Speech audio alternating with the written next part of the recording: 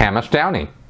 It seems a bit hypocritical that LRH was into sex magic rituals and Aleister Crowley when Scientology is so puritanical.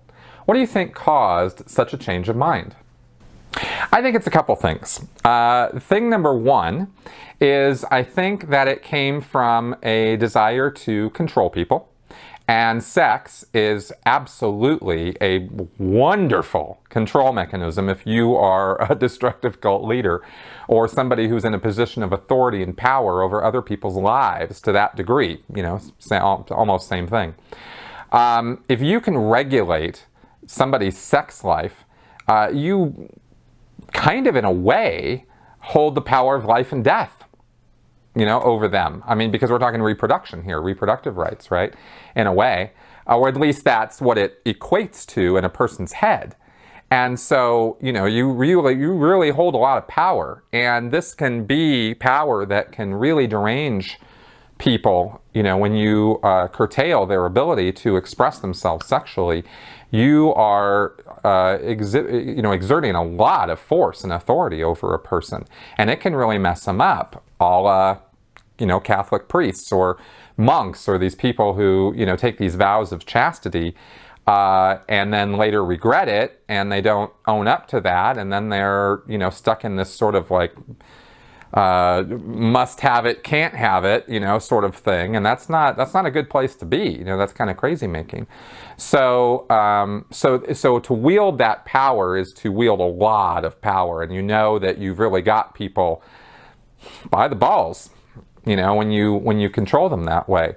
So I think that serves a purpose for a megalomaniac type person like L. Ron Hubbard, or even more fittingly, David Miscavige, who has really increased the controls on that topic of sex in the Sea Org and with Scientology in general. I've done interviews with people on my channel who we talk about the old days of Scientology, where it was much looser, much freer, much more liberal, and you know, in the 70s and even into the early 80s, you know, this thing about, you know, controlling people's masturbation or controlling their sex life or how many people they were sleeping with. Nobody cared. It wasn't a thing.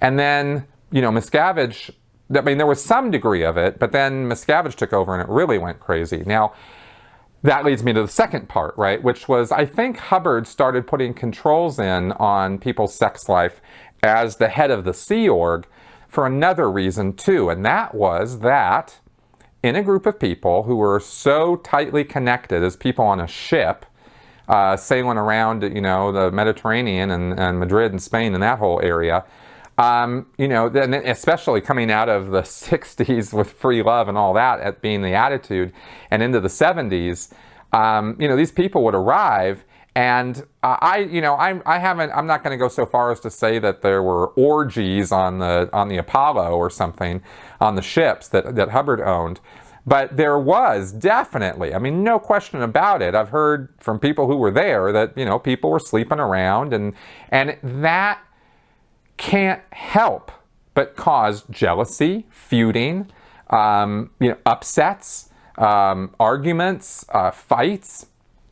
It just happens because people's passions run high and their emotions run high when they start making connections with other people. And, you know, he likes her, but she likes this other guy, but, you know, then she sleeps with him, but she really doesn't want to, or she does, but she also likes this other guy, or he likes, you know, multiple women. And I mean, it goes both ways. This is not any kind of gender. I'm not speaking anything gender-wise here. I'm just saying that it creates problems within a group, especially these tight-knit groups, and so it becomes regulated to some degree. I mean, the U.S. Navy regulates this behavior on their ships, as I understand it, and so Hubbard looked at some of the fighting and the upset and turmoil that you know, free love, a free love attitude would create on his ships, and he was like, yeah, screw that.